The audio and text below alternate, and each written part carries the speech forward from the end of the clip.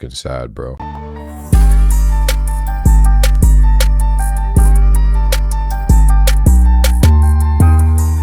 Ladies and gentlemen, boys and girls, today we're going to be reacting to something that is very heartfelt. We had a individual in the Discord, one of my fellow subscribers, release this as a suggestion for me, and I am going to check that out as a result. Let's read this off and then get into what we're going to be talking about. Here we go. It says, "Hey there, I would like to request something. It's a German poetry slam video. Unfortunately, there's no version online with subtitles, but I would be willing to provide a translation myself and upload the video with subtitles if James wants to react to it. Someone's just got to tell me if you want it, I'll do it. Not sure how hard it hits for English speakers with subs, but after seeing some of his reactions to the World War II related stuff, I thought he would be the right one to react to it and would be interested in it. And no one ever reacted to it before. I can't do it myself since I already know the video. It's a guy who wrote a text after talking to his dying grandfather who fought on the Eastern Front of World War II. Moves me to tears every time I see it, and I think more people should see this. Let me know some of the admins or so if James would like to react to it. Don't really want to edit for the subtitles if he doesn't want to react to it anyway, since my time is limited. Of course, greetings from Berlin." Once again, we're checking this video out today, and I really appreciate you for this recommendation. This is going to be more of a serious, heartfelt video. I actually have the video here on my desktop. Ja, vielen Dank, das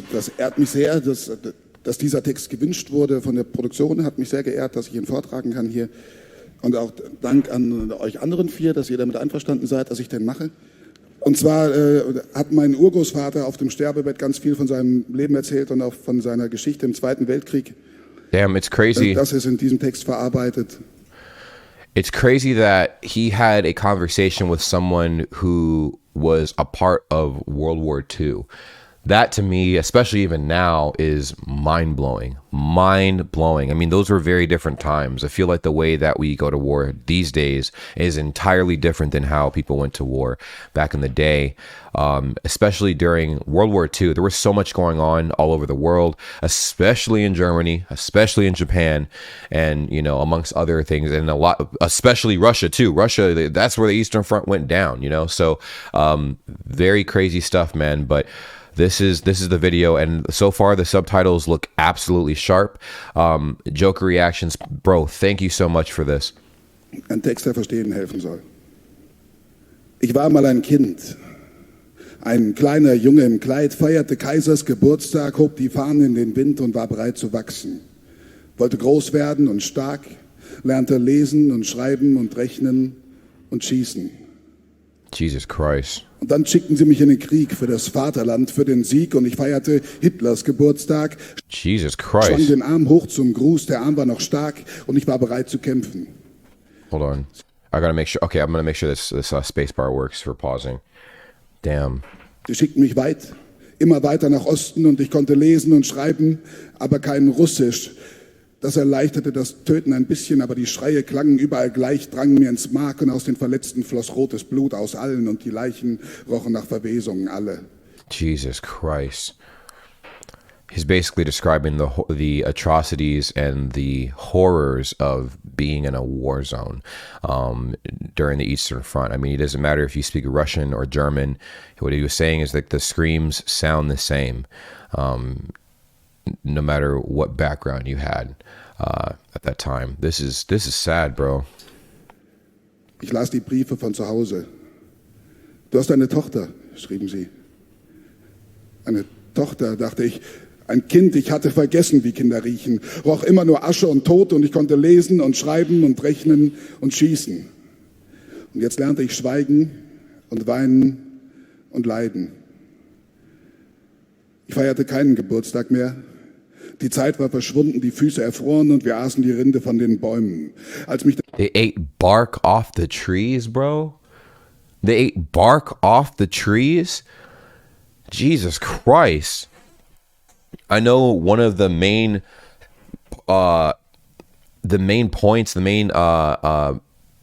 pivot points of the Eastern Front was the weather. The weather was absolutely terrible out there. I mean, the Germans were not ready for that shit. The Russians were. I mean, that's their territory. You know what I mean? They grew up with that shit. No one was prepared for the harsh winters and stuff over there. So This is nuts. I always wondered to myself, you guys know that I myself am in the military now, and you know that I am a very free thinker and stuff like that. But I could only imagine people who were forced to be in each respective military. Like, if you think about it, soldiers are the idea of what a soldier is has changed entirely for me, you know, growing up and being in the military myself now. I thought soldiers were these mindless creatures that listened to every command and had no emotion once they executed a command. But what I've come to find is that's not the case at all. A lot of people do not want to be involved in stuff like this, but their lives and their families' lives and livelihoods, especially in times like these, were on the line. Obviously, now it's more of a volunteer thing when it comes to the military, and at least the United States and stuff like that. But, you know, at the time in Germany, it was not a volunteer sort of thing. You either did it or you died. In Russia, everyone was literally trying to defend their country. So, how the other militaries and stuff worked, I'm not really sure, but I do know that a lot of people inside the military probably did not want to take the lives of other people, but happened to be in compromising situations where they had to do it. You know, there was no other choice, but the trauma from doing something like that is very real, you know? And hearing this it's like a very vivid description of those atrocities, man. Der Schuss in die Schulter traf, hoffte ich, dass es endlich vorbei ist, aber es lebte weiter in mir, lebte einfach weiter in mir. Herzschlag, Atemzug, Herzschlag, Atemzug. Jesus. Die Schwester im Lazarett wischte mir Wochen den Schweiß von der Stirn, gab mir Brot, endlich Brot, kroch in mein Bett und wir wärmten unsere kalten Seelen in der verschwundenen Zeit. Jeez. Nachts träumte ich vom Töten und vom Sterben und von einem kleinen Mädchen. Aber in der verschwundenen Zeit gab es keine Hoffnung. Der Krieg war verloren. Sie schickten mich mit steifem Arm zurück ins Feld. Zum Töten, zum Schweigen, zum Leiden und zum Weinen. Jesus. Der Feind war jetzt nur noch der Hunger. Und ich tötete einen Bauern für eine Handvoll Kartoffeln. Oh my fucking God, dude. He took the life of a farmer for a bag of potatoes. Bro, I'm telling you, starvation was a thing out there. I've never seen World War II depicted in this light before. This vivid, this grotesque.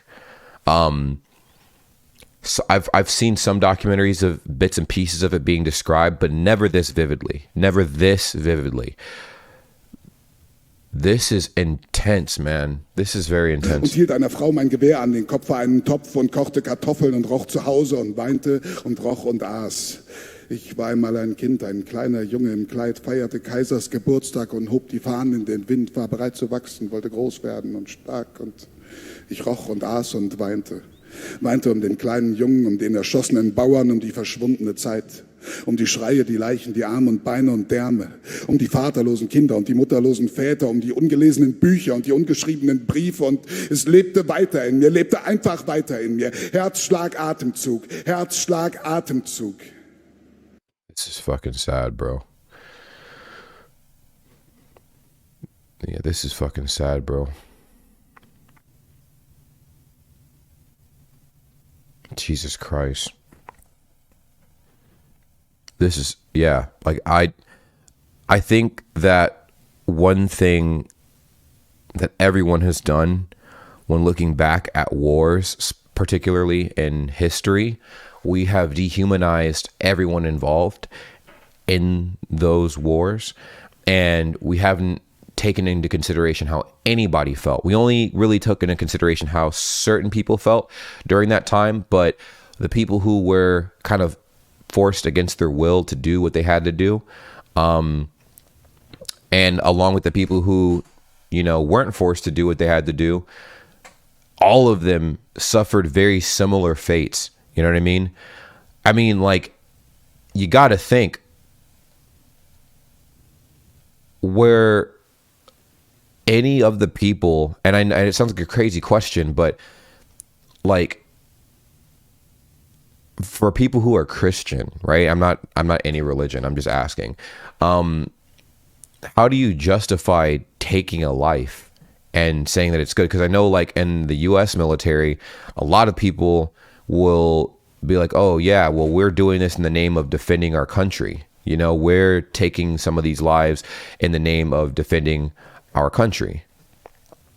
And I feel like war boils down to a disagreement that could not be handled diplomatically that results in the loss of life, right? If I want resources from another country, the country refuses to give me those resources, I now send troops on my behalf to take those resources by force instead of, talking it out or finding other ways to convince them. And now, I have just sent people on my behalf to do my dirty work. It's just, it's messed up. It's messed up, man. This is crazy. Der Kampf war vorbei. Ich blieb einfach sitzen. Blieb sitzen und weinte. Und sie fanden mich, hielten ihre Gewehre an den Kopf und trieben mich vor sich her. Und ich konnte lesen und schreiben und rechnen und schießen. Und jetzt lernte ich hassen und verachten und ehrgeben und vergeben. Und dann durfte ich heim. Längst heimatlos geworden. Zu einer Frau und einem Kind. Roch die Frau und roch das Kind und kochte mir Kartoffeln. Der Bruder war gefallen, Mutter und Schwester vergewaltigt, der Vater versunken im Schmerz, der Freund im KZ ermordet. Ich kochte mir Kartoffeln und roch an dem Kind. Roch an dem Kind so lange, bis die Zeit wiederkehrte und die Seelen meine Träume träumten. Der Bruder und der tote Bauer, die Frau mit dem Topf und der vergaßte Freund. Und da war ein Kind. Ein kleines Mädchen im Kleid. Wir feierten ihren Geburtstag und ihr Haar flog im Wind und sie war bereit zu wachsen, wollte groß werden und stark. Und sie lernte lesen und schreiben und rechnen. Jesus Christ. Und es lebte weiter in mir, lebte einfach weiter in mir. Herzschlag, Atemzug. Herzschlag, Atemzug. Die wiedergekehrte Zeit machte sich breit, breitete ihre Decke über die Vergangenheit, brachte Bücher und Briefe und Autos und Fernsehen und Waschmaschinen und Instant-Kartoffelbrei. Es lebte weiter in mir, immer weiter. Geburtstage zogen vorbei, das Kind wuchs und wurde stark. This has got to be a crazy experience, like from what he's explaining. He's explaining the time that he was in the Eastern Front to the time after that, after World War II was over, after his children were like in the process of growing up, becoming adults and stuff like that, and all the things he struggled so hard for are just available. You know what I mean? Like they're readily available to everyone. The times of peace it's pretty much a time of peace basically compared to what World War II was. You know what I mean? There were other things going on around the time, but he is showing how much he appreciates now, that gets taken for granted all the time, which is insane. Helgorn says, there's a German saying, in love and war, anything is allowed. Himstar says, religious thoughts weren't really popular at the time in Germany during World War II. That's crazy, bro. Meine Augen wurden trüb und die Ohren taub und was die Zeit verbarg, stieg wieder empor. Es riecht nach Asche und Tod. Das Tor der verschwundenen Zeit ist bereit, sich zu öffnen und keine Schwester wärmt mir die Seele. Was weiterlebte in mir, gibt auf. Mein Krieg war nie vorbei. Ich lernte lesen und schreiben und rechnen und schießen. Und jetzt lerne ich sterben und verzeihen. Mir verzeihen. Damn, bro. He's lived with the horrors and atrocities of that experience for his entire life. He's, held himself to the fire for what he's done. And over time, he's seen his offspring grow to live the life that he dreamed of living. He dreamed of living the life that they're living, and having the hope in the eyes that they have that they're able to actually fulfill.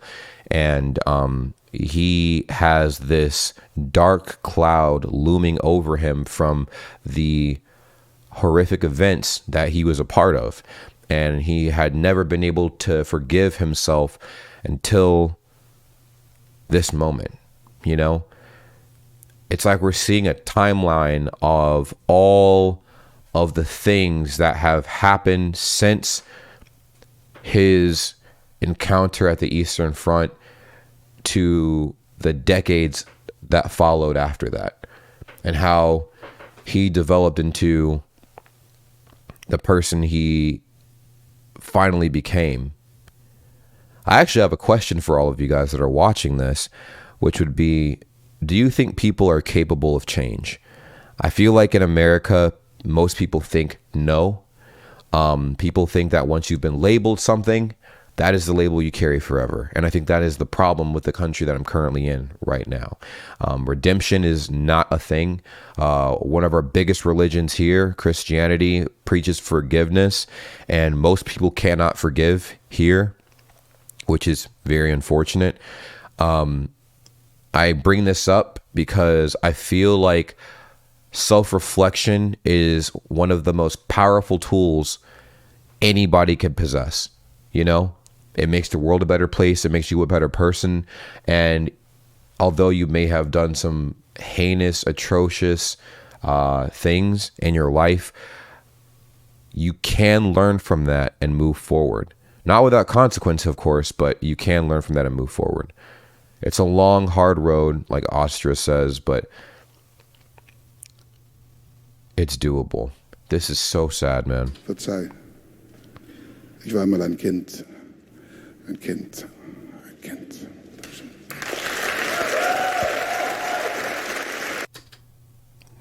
Jesus Christ.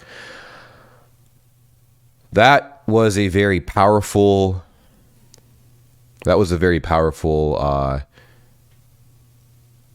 poem. And it definitely painted what I have learned over the last 2 decades in a very different light. A very different light.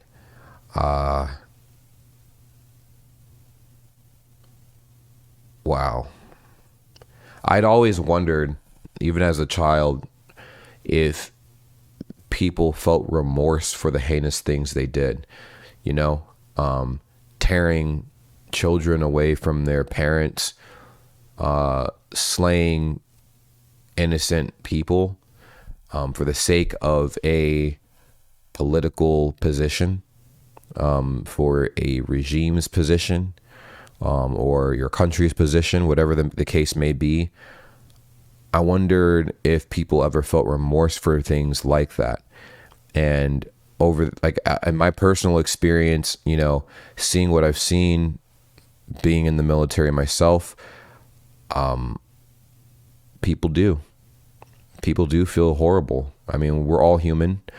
No one wants to willingly go in and take another person's life. I feel like people who are truly ready for war are the people who do not want to take the lives of other people, but they understand that it's a necessity. The people who want to do that are 100% not ready to be in a war because they're in it for the wrong reasons, apparently. So it's crazy, man. Zenu says, I feel like a lot of Christians in America especially aren't really wanting to live for love and redemption like Christianity preaches. Absolutely. If y'all are look, as you mentioned, self-reflection is a very big brick in the wall.